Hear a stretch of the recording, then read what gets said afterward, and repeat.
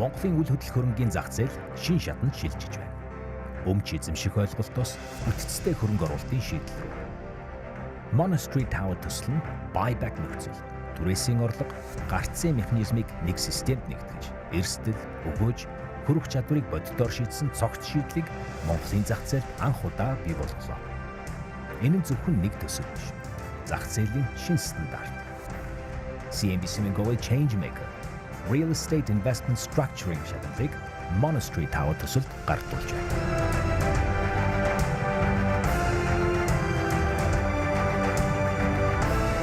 Эхлээд Vision Development компани гүйцэтгэх захирал цогтойр эрхэмтэй уулзаж байна.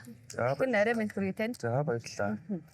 За өнөөдөр бас нэр хүндтэй шагналыг авлаа. Шилдэг гэхээсээ илүү одоо зах зээлийн хөдөлгөгчдөд олгож байгаа шагналаа гэж одоо Дэлгэн захирал хэлсэн байгаа шүү дээ. Та энэ шагналын үн цэнийг ер нь хэлэх хүлээ авчирь. За ямар тач энэ хүнстэй гайхалтай арга хэмжээнд оролцоод зах зээл бас өөрсдийнхөө компаниг төслийг Changemaker хэмээн тодтгуулж энэ шагналыг авсандаа туйлын баяртай байна.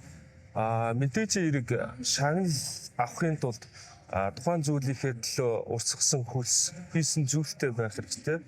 Миний хувьд бол одоо энэ шагнал real estate investing structure гэдэг тийм одоо хөрөнгө оруулалтын бүтц одоо тэрэн дээр ямар онцгой шийдэл гаргасан бэ гэж сая бодоод сууж илаа л да.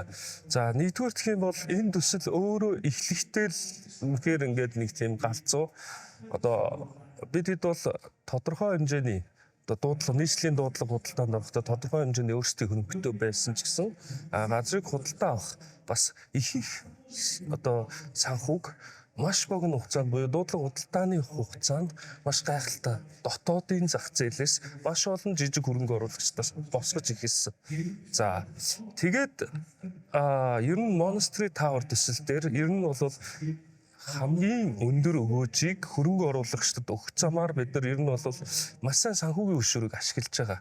Инхийн тулд бол дараах би зөвхөн 3 зүйлийг онцлмоор санагдаж байна. Нэгдүгürt бол үл хөдлөх хөрөнгийн төслөөс бид нар хамгийн өндөр өгөөжийг одоо өгж байгаа болов уу гэж бодож байна. Одоо үл хөдлөх хөрөнгийн хөрөнгө оруулагчдад ер нь дундаж үл хөдлөх хөрөнгө өөрөө нэг жилийн үнийн өсөлттэйгөө түрээсийн орлоготойгоо 10-аас 15% өгөөжтэй байхад бидний хувьд бол жилийн 30% өгөөжийг үл хөдлөх хөрөнгийн хөрөнгө оруулагчдад өгсөн хэрнээ өөрсдөө бас маш өндөр өгөөжтэйгээр ингээ хоёрт хоёулаа хожиж байгаа энэ санхүүжилтийн бүт байсан болов гэж байна. Хоёр дахь юм бол бид ер нь хайбрид гэрээ гэдэг зүйлийг санхүүгийн зах зээлийн бүтээгдэхүүнийг үл хөдлөх хөрөнгийн зах зээлийн бүтээгдэхүүнтэй хослуулан одоо Монгол анх удаа гэд хэрэгжүүлж байгаа нь өөрөө одоо би change making байлаа гэж одоо миний хувьд өгнж байна.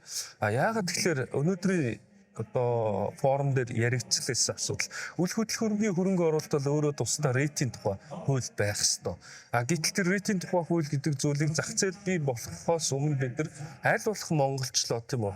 Санхүүгийн бүтээгдэхүүнтэй яаж ингэж хослуулж одоо нэг талдаа хөрөнгө оруулалт болгоод нөгөө талдаа үл хөдлөх болгоод энэ шийдэл дээрээ бас нэлээд одоо инновацлог байж чадсан гэж бодож байна. Гурав дахь юм бол түрүү ярьсан нөгөө дундаж үл хөдлөх хөрөнгийн өгөөж 10-аас 15% байхад бид нэр үл хөдлөх хөрөнгийн хөрөнгө оруулалтын сонгодог бүтээгдэхүүнийг ер нь Монголд анх удаа албан ёсоор оруулж ирж чадсан гэж бодож байна. Энэ томоохон төсөл бас амжилт хүсье.